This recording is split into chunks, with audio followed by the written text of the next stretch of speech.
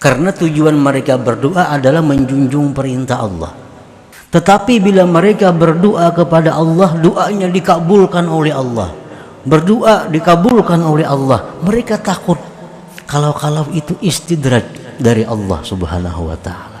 Allahu biha ya Allahu biha ya Allahu bihusnil khatimah ya Allah. Hikmah yang ke-63 dari Al-Hikam, berkata Imam Ahmad bin Athaillah As-Sakandari rahimahullah wa nafa'ana bi ulumih, khab min wujudi ihsanihi ilaik wa dawami isa'atika ma'ah ayyakuna dhalik istidrajan sanastadrijuhum min haitsu la ya'lamun, yang artinya takutlah engkau daripada adanya kebaikan Allah kepada engkau beserta kekalnya jahat engkau beserta Allah. Takutlah bahwa yang demikian itu kebaikan tadi merupakan istidraj dari Allah Subhanahu wa ta'ala. Allah Subhanahu wa ta'ala berfirman, sanastadrijuhum, selagi kami lanjur mereka itu, min haitsu la ya'lamun, dari sekira-kira mereka tidak mengetahui, tidak menyadarinya. Nah, itulah terjemah daripada hikmah yang ke-63 ini. Fakhab ayyuhal murid min dawami ihsanillahi ta'ala ilaik. Takutlah, waspadalah wahai murid daripada kekalnya, daripada terus-menerusnya kebaikan Allah kepada engkau, bisihhati wa kasratil amwal wal aulad wal atba wattisa'il jah wa taisiril asbab, dengan kesehatan yang diberikan Allah, banyaknya harta, anak dan pengikut, luasnya pangkat kedudukan, kekuasaan, dimudahkannya segala sebab-sebab, beserta kekalnya kejahatan engkau beserta Allah, dengan lupa, taksir, maksiat, tidak mensyukuri, ayyakuna dzalika istidrajan minhu ta'ala, bahwa yang demikian itu merupakan lanjuran dari Allah Subhanahu wa ta'ala.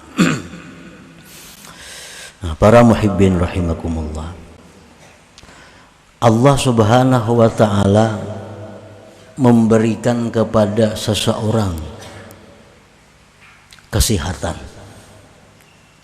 Orang ini kada ada masalah dengan kesehatan, sihat saja, diberi Tuhan harta yang banyak, pengikut anak banyak, punya kedudukan yang luas, kekuasaan yang luas, dimudahkan sebab, artinya apa ini hendak tuh mudah, ada jalannya.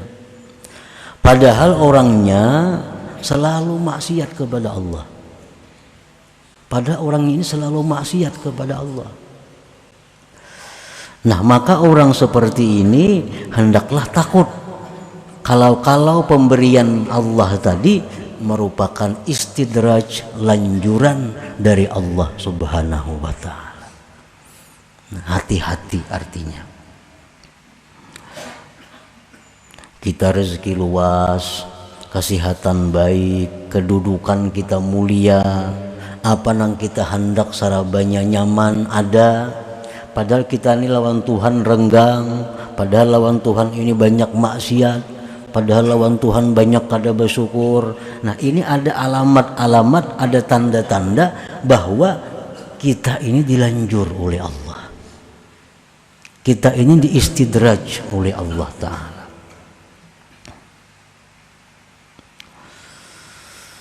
Para muhibbin rahimakumullah, istidraj itu artinya lanjuran tuh.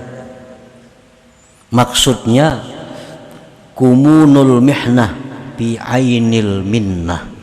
Itu artinya istidraj. Tersembunyinya azab, tersembunyinya bencana, tersembunyinya malapetaka di dalam sebuah nikmat. Itu artinya lanjuran.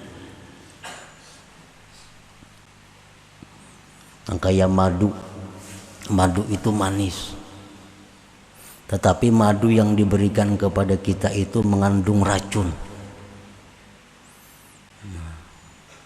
Nah, itu adalah nikmat, tapi di dalamnya ada mengandung bahaya, mengandung malapetaka.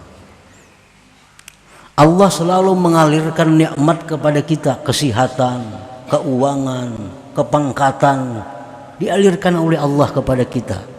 Padahal di dalam itu semua terkandung ada kemurkaan Allah, terkandung ada azab Allah.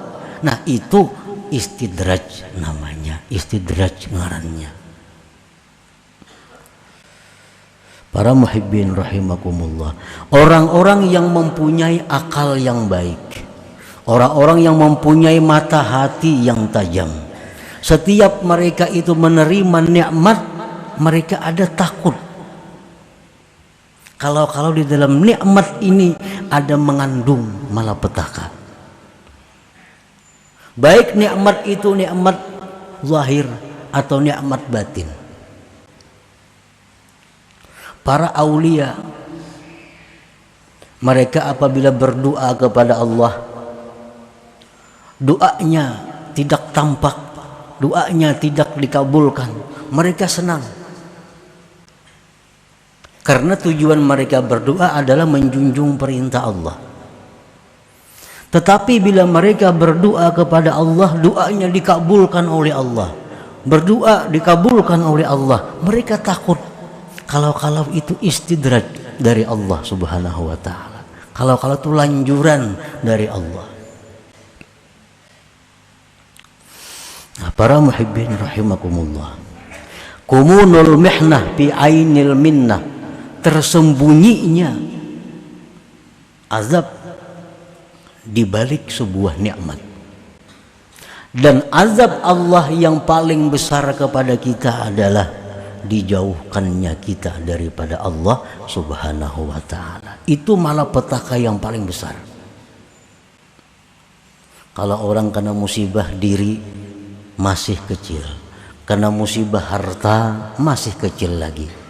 Tetapi kalau orang ini sudah kena musibah tentang agamanya, sehingga dia diusir dari hadratillah, sehingga dia dijauhkan daripada majlisnya Allah, nah ini adalah musibah yang paling besar. Ini yang ditakuti. Kalau nikmat yang kita terima ini adalah merupakan lanjuran dari Allah. Karena kalau kita pikir kita ini lawan Tuhan banyak menantang, lawan Tuhan kita banyak lalai, lawan Tuhan kita banyak kadang mentaati, tetapi nikmat Tuhan selalu mengalir kepada kita, nikmat Tuhan selalu melimpah kepada kita. Nah, ini sudah jelas istidraj dari Allah, lanjuran daripada Allah. Artinya orang ini akan berakhir dengan akhir yang celaka. Para muhibbin rahimakumullah, di zaman Rasulullah sallallahu alaihi wasallam ada satu orang yang dibuat contoh, yang diistidraj oleh Allah Subhanahu wa ta'ala. yaitu seorang laki-laki yang terkenal dengan namanya Sa'labah. Ini contoh. Sa'labah ini orang yang hidupnya miskin. Dalam kemiskinan hidup, Sa'labah ini selalu aktif hadir majelis Rasulullah Sallallahu Alaihi Wasallam, selalu sembahyang berjamaah 5 waktu dengan Rasulullah Sallallahu Alaihi Wasallam. Padahal hidupnya sangat sederhana, bahkan miskin.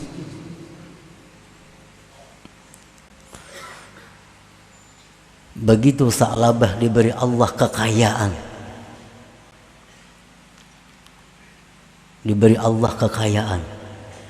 akhirnya Sa'labah sudah mulai jarang hadir ke majelis Nabi. Ditambah Allah kekayaan lagi, sehingga kota Madinah itu kada mampu menampung kambingnya Sa'labah. Kota Madinah itu dikumpulkan kambing Sa'labah kada muat. Bayangkan banyaknya bisi kambing. Nikmat dilimpahkan Allah, akhirnya Sa'labah kada kawa umpat lagi sembahyang berjamaah bersama Rasulullah Sallallahu Alaihi Wasallam. Ditambah lagi nikmat oleh Allah, akhirnya Sa'labah kada kawa lagi umpat berjumat lawan Nabi Sallallahu Alaihi Wasallam. Ditambah lagi nikmat oleh Allah, akhirnya Sa'labah mengingkari kewajiban bayar zakat. Zakat kambing itu kalau 40 seekor kambing. Kalau biasanya 40.000 berapa zakatnya?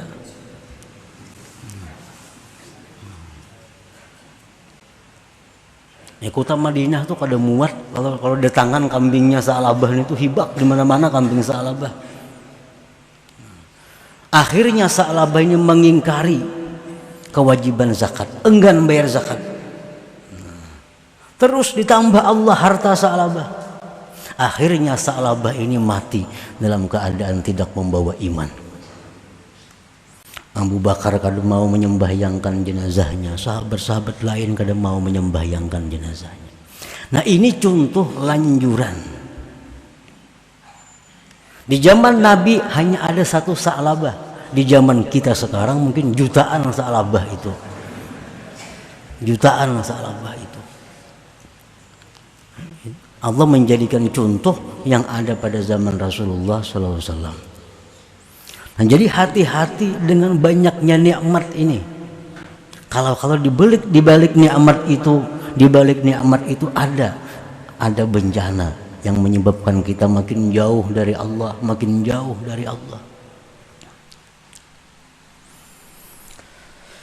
Para muhibbin rahimakumullah, ruwiya anna rajulan min bani Israel qala ya rabbi a'sik wa anta la tu'aqibuni. Seorang laki-laki Bani Israel berkata, wahai Tuhanku, aku maksiat kepada Engkau dan Engkau tidak menyiksa aku.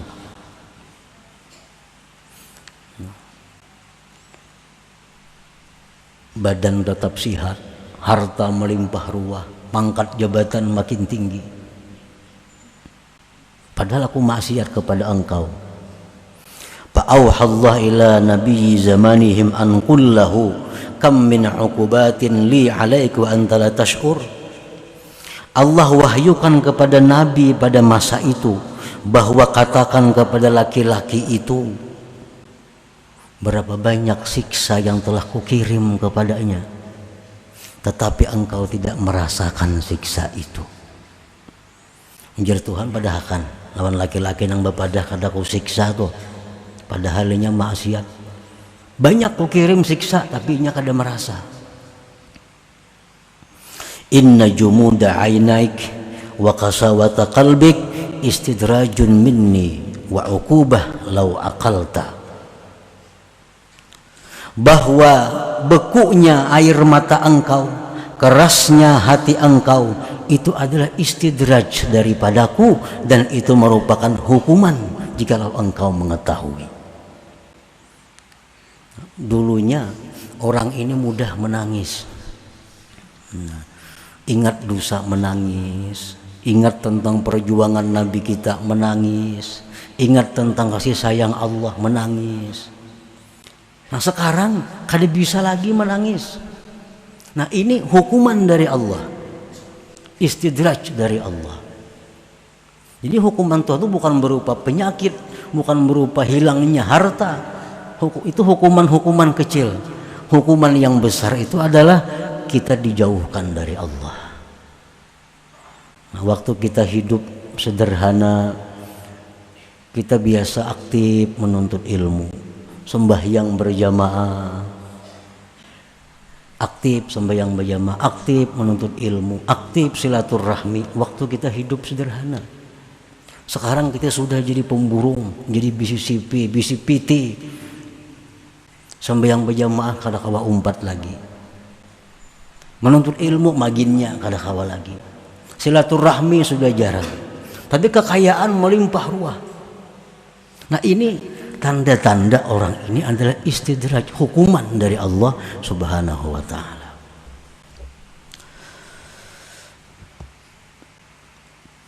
Qala Allah Ta'ala berfirman, sanastadrijuhum min haitsu la ya'lamun. Kami melanjur mereka itu dari sekira-kira mereka tidak menyadari. Mereka kada sadar bahwa ini lanjuran dari Allah. Dikiranya ini disayangi Tuhan. Aku sembahyang kada, rezeki luas. Dikiranya diperhatikan Allah. Padahal ini dilanjur oleh Allah. Orang yang dilanjur itu satu saat akan ditindak oleh Allah bagtatan, maka kajutan. Tanpa sempat tobat kepada Allah. Kematian yang mendadak itu bagi orang baik adalah rahmat. Tetapi kematian yang mendadak bagi orang yang jahat azab bagi mereka. Gawian kita nuntut ilmu, sembahyang, berzikir, mati mendadak itu rahmat. Sembahyang kada kakaruan, nuntut ilmu kada, maksiat riba, zina dilegawi, mati mendadak ini azab. Nah orang-orang yang dilanjur Allah itu akhaznahum bagtatan, kami ambil mereka bagtatan, baka kajutan, mendadak artinya. Qala Sahal ibn Abdillah At-Tustari rahimahullah fi ma'na al-ayat, numidduhum bin ni'am wa nunsihim asy-syukra 'alaiha fa idza rakanu ila an-ni'mah wa hujibu 'anil mun'im ukhidhu. Arti firman Tuhan tadi adalah kami berikan mereka itu nikmat-nikmat dan kami lupakan mereka mensyukurinya. Sehingga manakala mereka itu sudah senang kepada nikmat dan mereka terdinding dari yang memberi nikmat, ukhizu, mereka diambil. Sedang asik-asiknya dengan kekayaannya, asik-asiknya dengan kedudukannya, akhirnya serangan jantung mati. Banyak kalau itu mati kayak itu. Ukhizu, diambil oleh Allah Subhanahu wa ta'ala tanpa sempat mengqadha sembahyang nang ketinggalan, tanpa sempat mengqadha puasa nang ketinggalan, tanpa sempat mengembalikan kezaliman kepada orang yang pernah dizalim. Kada sempat. Kenapa? Karena ukhizu, mereka diambil oleh Allah bagtatan.